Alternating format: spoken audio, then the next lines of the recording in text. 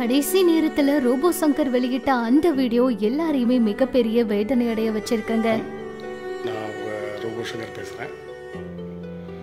இப்போ சமீபத்தில் நடந்த இந்த மாபெரும் தாக்குதல்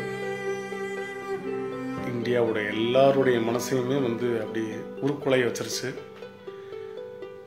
இது ரொம்ப கஷ்டமாக இருக்குது பார்க்கும்போது கேட்கும்போது. இராணுவ வீரர்கள் அப்படின்னா நான் எப்பயுமே சொல்கிறது நம்மளுடைய எல்லை சாமி, நம்மை காக்கின்ற எல்லை சாமி அவங்க தான். நம்ம இங்கே இந்த நிமிஷம் இந்த வாழ்க்கையை சந்தோஷமாக இருக்கோம்னா அதுக்கு காரணம் அவங்க தான். அப்பேற்பட்ட எல்லை சாமிகள் எல்லாருமே இப்படி ஒரு தாக்குதலில் இறந்துருக்காங்க அப்படின்றப்ப ரொம்ப கஷ்டமாக இருக்குது. அதுலேயும் நம்ம தமிழகத்தை சார்ந்த தூத்துக்குடி சுப்பிரமணியன் அண்ட் அரியலூர் சிவச்சந்திரன் அவரை இழந்து வாழக்கூடிய அந்த குடும்பத்திற்கு எங்களுடைய ஆழ்ந்த அனுதாபங்கள். அதை தாண்டி வீர வணக்கத்தை செலுத்துகிறோம். ரொம்ப பெருமையாக இருக்குது, அதே சமயம் கஷ்டமாக இருக்குது.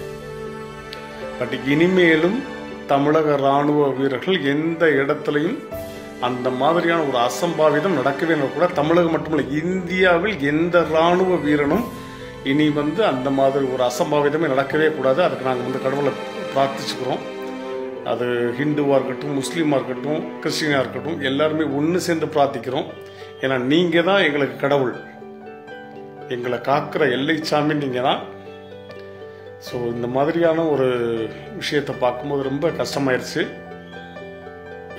எனக்கு தெரிஞ்சு என்னால் முடிந்த, நான் ஒரு சாதாரண கலைஞன் தான், என்னால் முடிஞ்ச ஒரு தொகை நம் தமிழக வீரர்களை இழந்து வாடும் அந்த குடும்பத்திற்கு சுப்பிரமணியன் அண்ட் சிவசங்கரன் அவங்களுக்கு என்னுடைய தலா 1 லட்ச ரூபாய் நான் கொடுக்கணும்னு ஆசைப்பட்றேன். இது மாதிரி எல்லாருமே கொடுத்தீங்கன்னா அவங்களால முடிஞ்சதை, அவங்க சந்தோஷமாக இருந்தால் நம்ம லைஃப்லாம் சந்தோஷமாக இருப்போம்.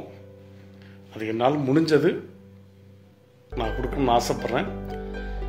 அந்த குடும்பத்திற்கு என்னுடைய ஆழ்ந்த அனுதாபங்கள் அண்ட் சல்யூட். அந்த ஃபேமிலிக்கே சல்யூட். ஜெய் ஹிந்த். பார்த்த பலரும் ரோபோ சங்கர் அவரை மறக்கவே முடியாது, அவருடைய குடும்பத்துக்கு ஆறுதலை தெரிவிச்சுக்கிறோம் அப்படிங்கிற மாதிரி கருத்துக்களை பதிவிட்டு இருக்காங்க.